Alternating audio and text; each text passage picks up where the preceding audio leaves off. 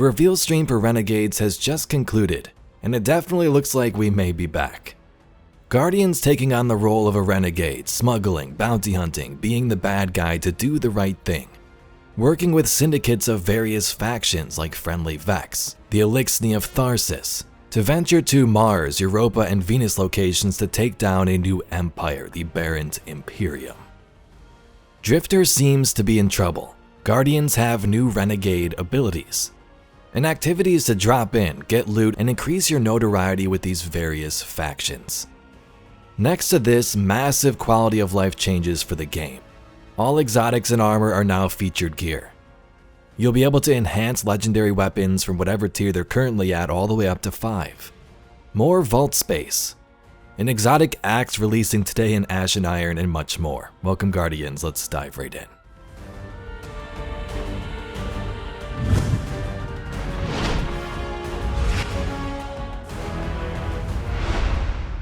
So this is Renegades, and it looks pretty exciting in my opinion. This of course is a Destiny story and expansion, but has Star Wars inspiration and collaboration with LucasArts games. The Drifter suspects there's a connection going on between the Nine and the rising power of the Aberrant Imperium, these new cabal. The Imperium are forging a devastating weapon that must be destroyed.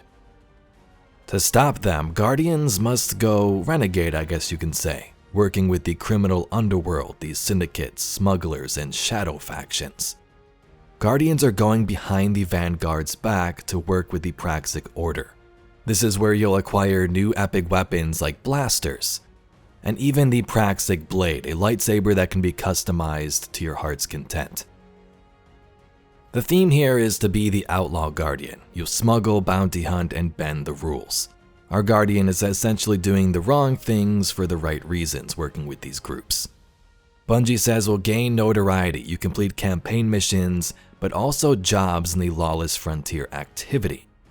And one special job at the end, the sort of endgame, will lead you into the new dungeon.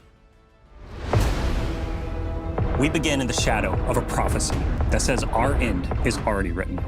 It's here we draw a line in the sand, where we start the long journey to fight our fate. In Renegades, Guardians infiltrate a criminal underworld to save a friend whose past has caught up with him and disrupt the rise of powerful new enemies. In special collaboration with Lucasfilm Games, we took inspiration from Star Wars to craft a one-of-a-kind Destiny story. Renegades redefines what an expansion can be. It brings the grit, guns, and glory of a space western to Destiny. But Renegades isn't just about power. It's about what you're willing to risk to change the future. Guardians will work with these different syndicates, the Pike Elixir, the Totality Scions, and also the Tharsis Reformation, breakaway Vex from Maya. We know her collective, some of them are becoming more individual, it seems some are even leaving. The Lawless Frontier activity allows you to bounty hunt and take on different jobs. You can see from some of the UI concepts they've shown, you can select locations, enemies you want to take on. And as they said, there will be new locations across Mars, Europa, and Venus for this. You'll also have 9 Renegade abilities with 7 upgrades. These include things like Airstrike, Cabal Drop Pods, Cabal Walkers, Swoop Bikes, Turrets, and much more. There's also an interesting invasion mode. This is 1 Guardian versus 3 other Guardians. I was kind of confused by this, I'm not sure where you launch this or how it starts, But this will be opt-in for both sides, so if you're a fireteam of 3 and don't want that invader, you don't have to have that. And if you don't want to take part in this PvP, you don't have to do it at all. But if you choose to do, there will be high risk, high reward. So it seems like most of this is pretty crazy, and it does really fit in the Destiny universe. The Cabal are literally that brute faction we need to fight against. A character like Han Solo in The Drifter, kind of frozen in ice. His past of bounty hunting and looting relics catching up to him. And there's also new characters too, like this one they showed towards the end. Bungie says this is a character that our Guardian is going to work with. I'm not sure in what capacity though, as it seems they're fighting each other. Bungie also said there's new villains and stuff going on with the story, but they don't want to spoil it too much, which I guess is good. We got a bulk of the information here.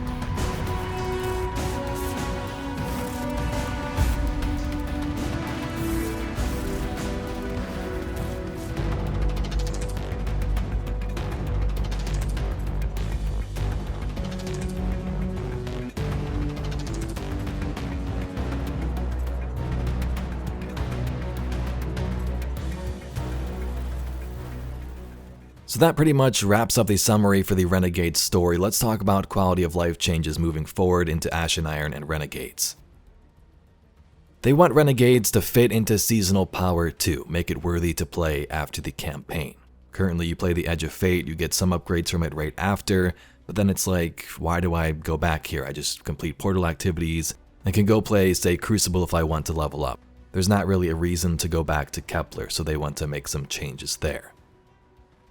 Raid and dungeon loot will now base drop at tier 3, and if you add more challenges and feats to your raids and that content, you can get higher tiers. The Portal Variety baseline reward is being brought up. Bungie wants Destiny to be social as it's always meant to be, compared to having to grind solo ops for the best reward, leaving your friends and clanmates in the dust. Bonus engrams will reward more power. Renegades will offer weekly rituals with these bonus engrams. They also showed off this new Vanguard Order system, which is a new objective system. You can think of this sort of like the Pathfinder 2.0. You're going to have all these different objectives that you can do, and you don't have to pick these up like bounties, right? These are things that will just be automatically granted to you when you log into the portal. And then what's really cool about these is that they pull some of that like Destiny 1 bounty vibe, where as you complete an order on the left-hand side of the screen of this mock-up here, you will actually roll. You can roll on higher tier orders, like a legendary order that will give you consistent rewards, or an exotic tier order that can give you exotic tier rewards. And so this is all about just creating a bunch more like little moments of variety within the portal and these different little objectives. Contests are going to be repeatable. I believe that actually starts today, but they will have a big weekly reward. They also want weekly legacy, raid, and dungeon content to be meaningful. They want to bring back that experience of logging in each week and wanting to complete those things with your friends. And probably the most important thing, having a reason and reward to do it. Right now, those activities are just sitting there. All exotics and armor are going to be featured gear moving forward. This is a big change that most of the community wanted. You'll be able to enhance weapon tiers from 1 to 5. This is coming in the major update after Renegades though, so probably around spring of next year. So let's say you got a good tier 2 or 3 roll of maybe mint retrograde. With a new currency, you'll be able to upgrade it to tier 5. Renegades will also have more vault space with sorting changes. And the Sunset Gear score bonus will be going away. They mentioned this in previous TWIDs and updates, but the subclasses and supers are getting some buffs. Things like Gold Gun for Hunters and Warlock improvements beyond just things like turrets.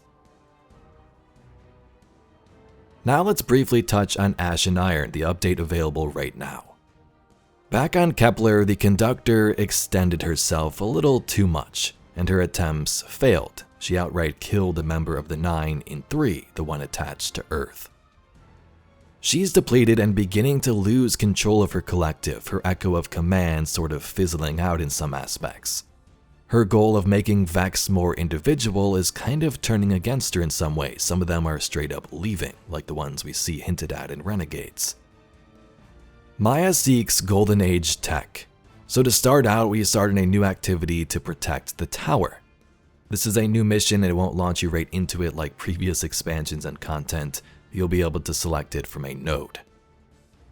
But her big goal throughout this major update is to seek Golden Age technology, something to rekindle her forces. And the big goal for that seems to come in the exotic mission, which isn't releasing until October, but we get hints of the story now. She wants the Warsat network to extend her reach. There's a new 3-player activity called Reclaim, and it has 3 different variants. The goal is to take some land back.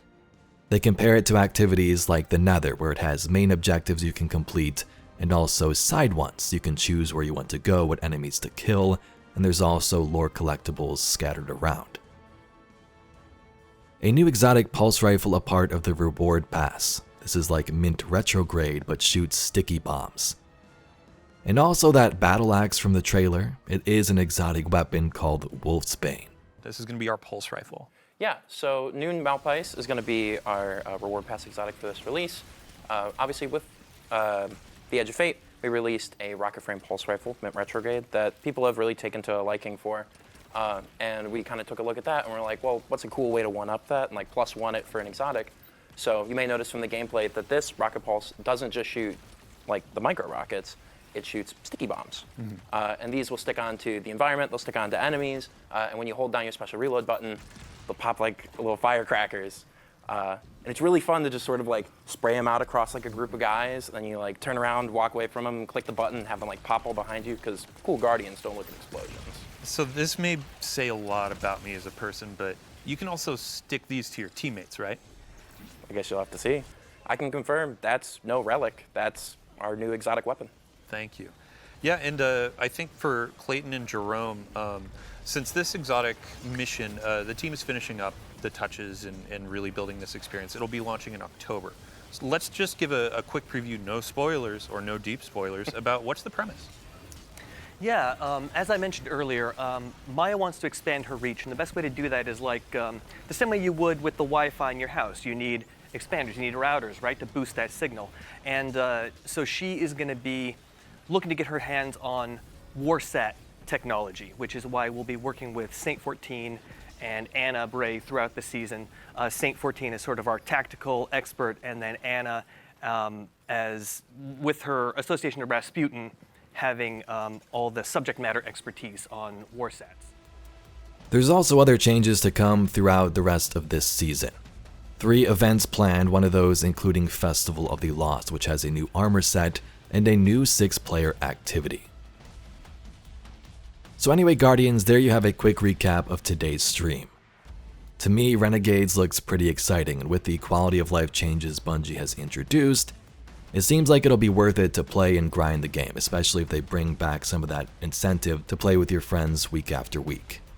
The Renegade story looks interesting, and the data pads and the new activity for Ash and Iron are going to lean more into that. But if you'd like to see some more Destiny news, lore, and mysteries just like this video, please be sure to subscribe to the channel. I thank you very much for watching, and I'll catch you all in the next video.